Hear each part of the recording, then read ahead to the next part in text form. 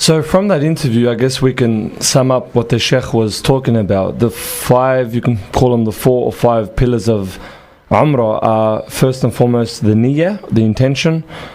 The next one was Tawaf. No, you have to do the ihram and make sure That's you correct. do ghusl.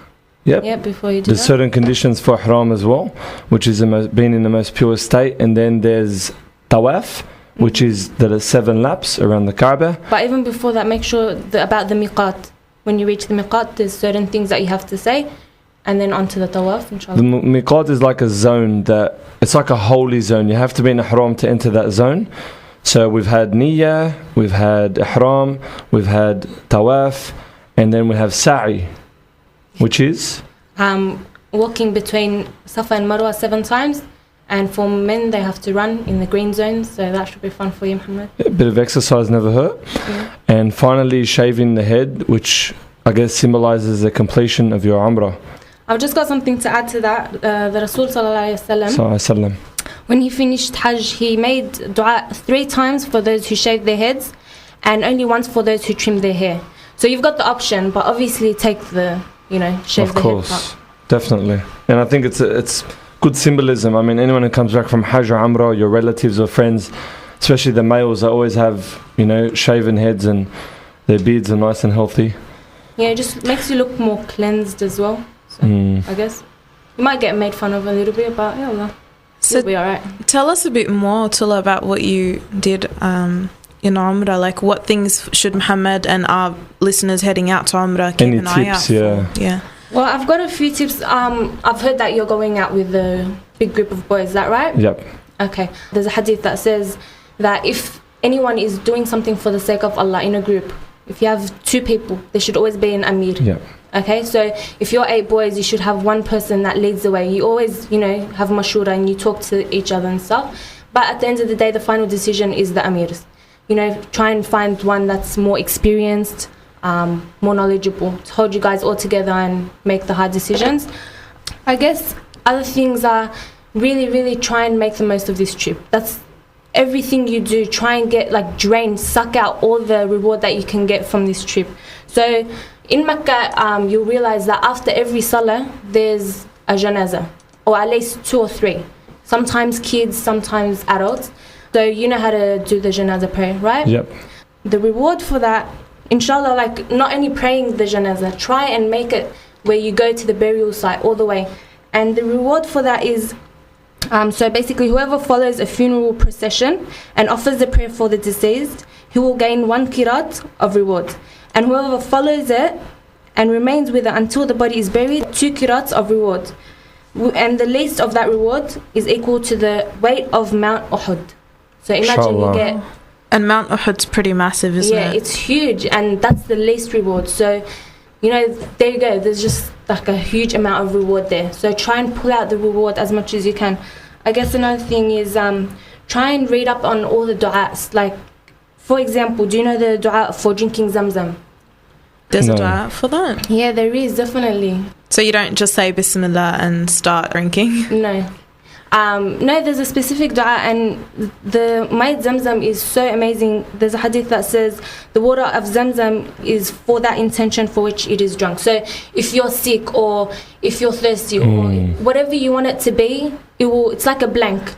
So whatever you want it to be, it will help you do that. So that's why people always ask people going to Hajj to bring back Zamzam water, yeah. Wow. It's very, very blessed. And there's tanks everywhere. So wherever you go, it's hard to get. So learn the du'as. There's other things like the du'a of entering the mosque. You basically ask for Allah to open His doors of mercy. So when you go inside the haram, there's a lot of mercy because it's the house of Allah. And there's 120 mercies from Allah that descends upon the Kaaba every day and night. SubhanAllah. 60 are for those performing the tawaf. So ask as much as you want because Allah will have mercy on you and He'll give you what you want, inshallah.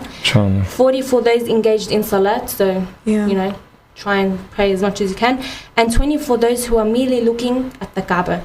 And I think that's something 20 hasanat, 20 mercies. 20 mercies. Yeah. Wow. So just for doing nothing and just staring at the Kaaba, you have 20 mercies. It's amazing. Like, Must be an incredible sight. Wallah al-Azim, it is. I would tell my mum, like, Mum, I don't want to pray. I just want to look at the Kaaba because Wow. it's so amazing. She goes, yeah, don't worry about it. She goes, when you look at the Kaaba, it's like ibadah because you think, subhanallah, it's just an amazing sight.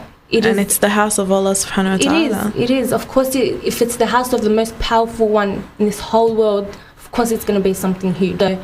And geologists and scientists have actually proven, people who study energy and synergy within the earth, that the highest point of energy is actually found in the actual position within the Kaaba.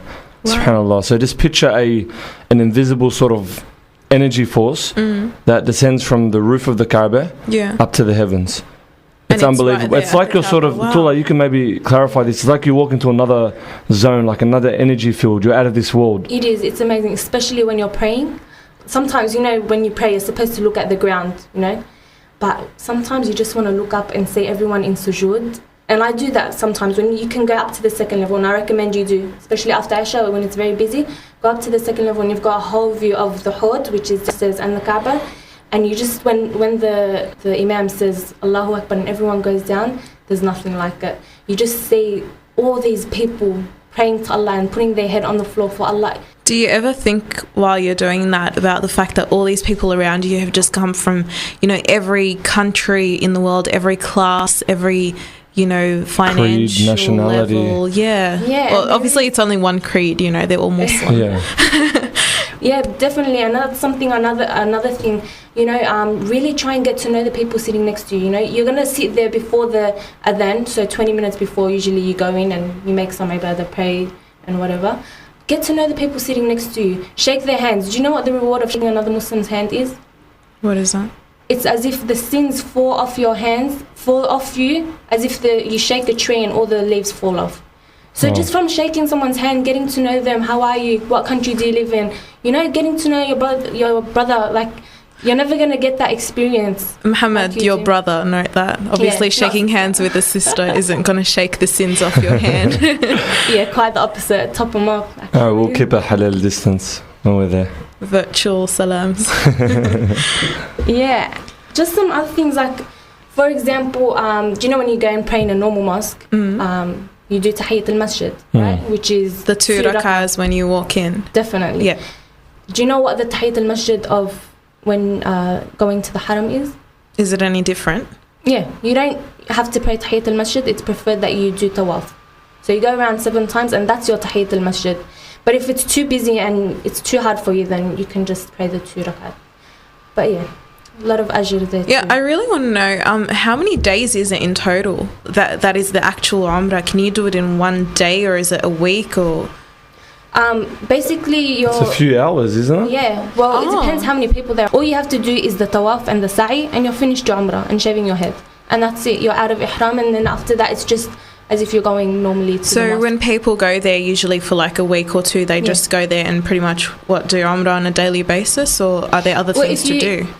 If you want to do Umrah for someone else, like you do your own Umrah and you stay there, but if you want to do Umrah for someone, go back to a certain mosque and you renew your intention to do it for your mother, your father, and then you go back and do tawaf and sa'i. Do you renew your ihram? No. Just the intention? Well, I don't think you're going to do it straight away. Like if you're going to do your Umrah and then you're going to go back quickly, and I don't know, I'm not sure. We have a goal. We're going to be in Mecca, the city of Mecca, for 5 days, and inshallah we've set a goal to do Umrah on each of those days, which will be pretty difficult, but if we wake up early in the morning after Fajr and maybe get it done then, that way we've got the rest of the day. It only takes about 2 hours. We've got a group of 7. It depends how many people you are, obviously, because we went in a time where only Saudis were allowed in, because my father works in Saudi, so it was completely empty. It took the tawaf and sa'i altogether, we finished in 1 hour. During Hajj, it may take you about 5 hours. So it really just depends on how. So in other words, just maximize the time you're there. Like drown yourself in ibadah. Yeah, definitely. While and I think staying alive. Of course. To feel the beauty of it, of course. And I think that's something that helps you become more spiritual and keep you on the spiritual path when you come back here, because you're so immersed in ibadah, like 24/7. You're trying as much as you can. So then it's like it becomes your job. So then when you come back here, it's like you have a gap. Like, what happened? I was so immersed in the deen for 5 straight days. It must be so hard to adjust to normal life again. It is, but you feel like, I miss praying and I want to talk to Allah, and you know what I mean? Yeah. So when you come back here, you're on that high still, but in a different way. Have you been doing anything specific to sort of like keep that spiritual... Maintain it. Yeah, that energy that you brought back with you from Umrah? Not really. I just try to form some habits there. For example, reading the morning and night invocations. Yeah. And that's something I've tried to keep doing here as well. Okay. So I guess it's a great time to train yourself to get into the habit of certain Islamic. Man, that sounds so exciting. I want to go on Umrah now. Inshallah. Wallah, if you have the opportunity, I recommend it to anybody. There's no possibility that you won't like it. You'll love it. Of course not. It's the house of Allah subhanahu wa ta'ala. Yeah. I don't think age is a barrier, guys. You're meant to, Muhammad sallallahu alaihi wasallam said, use your youth before your old age. You're young, you're healthy, you're active. You've got, inshallah, the financial capacity, and you've got the support from your family. Obviously, if you're a female, you need your mahram, but make the most of it. Maximize your youth before you get old. And hit the gyms. And start building up those fitness levels from now. Exactly.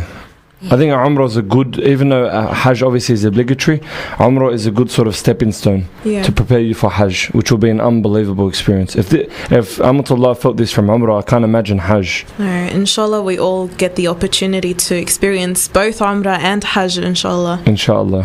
And Tula, do you have any final advice for Muhammad? No, I think I've pretty much said everything that I wanted to say. Just try and make the most of it. Like I said, and because you're in a group with boys, I think that will really encourage you. Try and do things together. Maybe stay between Maghrib and Isha, which is only 1.5 hours. Stay in the mosque the whole time, and maybe try and set that time for memorizing Quran. You guys all memorizing together or reading Quran together. Yeah, and have fun. And I guess that's about it. That's all I have to Jazakallah say. khairan. Very practical advice. I'll definitely take it on board, inshallah. Inshallah. And we can't wait to hear about all your experiences when you go on Umrah, inshallah, and come back. Inshallah. Yeah. What are you most excited about, Muhammad? Oh, the Kaaba. Yeah. For sure. For me, it's just seeing the Kaaba. Like, you hear about Muhammad sallallahu alaihi wasallam and how he, got rid of all the idols in the Kaaba, and how Prophet Ibrahim and Ishmael built the Kaaba. Like, there's so much history behind it. Yeah. And you can touch it. You're like, I'm going to be able to touch it, inshallah. Yeah, it's like, can't wait. especially with the Hajar al-Aswad, I'd recommend, like, they have a officer there because it gets a bit, chaotic. But there's a huge reward behind touching the Hajar al-Aswad, and that's removing all your sins if you just touch it. No, for sure. I'll maximize it, inshallah. Inshallah. That's awesome. Okay, Muhammad, make sure you take some photos of the Kaaba for our listeners. We'll put them up on our Facebook page. Inshallah. I'll try and print out a Y Factor flag as well.